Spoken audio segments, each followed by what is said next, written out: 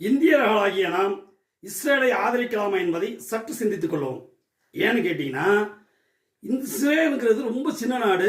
அது தொடர்ந்து இவ்வளவு பெரிய போர்களை நடத்திக்கிட்டு இருந்து கூட அதனுடைய பொருளாதாரம் கொஞ்சம் கூட கீழே விழுவலையே அப்படிங்கும்போது நிறைய பேர் என்ன நினைச்சுக்கிறோம்னா, அவங்க ரொம்ப புத்திசாலித்தனமா விவசாயம் பண்றாங்க, ரொம்ப புத்திசாலித்தனமா பொருளாதாரத்தை ஈட்டுறாங்க அப்படின்னு நினைச்சுக்கிட்டு இருக்கோம். அதெல்லாம் வெளியில் கற்பிக்கப்படுபவை, காண்பிக்கப்படுபவை. ஆனா உண்மை நடக்குது என்ன தெரியுமா? அவங்க மிகவும் கீழ்த்தரமாக தான் அவங்க பொருளாதாரத்தை எடுக்கிறாங்க. நீங்க பாத்தீங்கன்னா இந்த ட்ரிபிள் வரக்கூடிய ஆபாச திரைப்படங்கள் அத்தனைக்கும் ஓனர் அவங்க தான் இருப்பாங்க. அதுல குறிப்பா இந்தியாவில் அவங்க செஞ்ச ஒரு மட்டரகமான வேலை என்ன தெரியுமா? 92க்கு முன்னால கொக்கோ கோலா, பெப்சி எல்லாம் இந்தியாவில் தடை செய்யப்பட்டிருந்தது. அதாவது 77லிருந்து 92 வரைக்கும் நினைக்கிறேன்.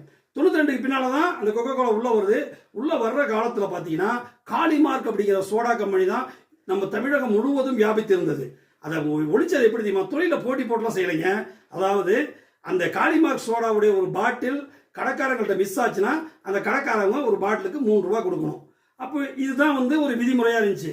கொக்கோ கோலாக்காரங்க என்ன பண்ணாங்க, அவங்க பொருளை இறக்கிட்டு இந்த காளி பாட்டில் 3 ரூபாய்க்கு பெட்டி கடைக்காரங்க கம்பெனி கட்டணும் இல்லையா? காளிமார்க் இது காணாம போச்சுன்னா இவன் என்ன பண்ணான், கொக்கோ கோலாக்காரன் ஒரு பாட்டுக்கு 4 ரூபா தரேன்னு சொல்லி எல்லா பாட்டிலையும் வாங்கிட்டான். வாங்கிட்டு ஒரே நாளில் 5 லட்சத்துக்கும் மேற்பட்ட பாட்டில உடைச்சாங்க. அடுத்த நாள் ஒரு 10 நாள் 15 நாள் காளிமார்க் கம்பெனி ஸ்தம்பிச்சு போயிடுச்சு. இது அவங்களால யோசிக்கவே முடியல. இந்த சூழ்ச்சிகரமான ஒரு மட்டரகமான சிந்தனையை அவங்களால யோசிக்கவே முடியல. அடுத்தவங்க 10 நாள் செயல்படாம போன உடனே இவங்க ஸ்தாபிச்சு நின்று அன்னைக்கு காளிமார்க் பாட்டிலை விட 8 விலையை கம்மியாக கொடுத்து அந்த மார்க்கெட்டிங்கை பூரா கொக்கோ கோலாக்காரங்க பிடிச்சிக்கிட்டாங்க. இதன் மூலமாக தான் அவங்களுக்கு இப்படி ஒவ்வொரு சூழ்ச்சி திட்டத்தின் மூலமாக தான் பொருளாதாரத்தை ஈட்டிக்கிட்டு இருக்காங்க. இதை ஒவ்வொருவரும் சிந்தித்து இஸ்ரேலை நாம் என்றும் ஆதரிக்கக்கூடாது என்பதை உறுதி எடுத்துக் கொள்வோம். ஜெய் ஹிந்த்.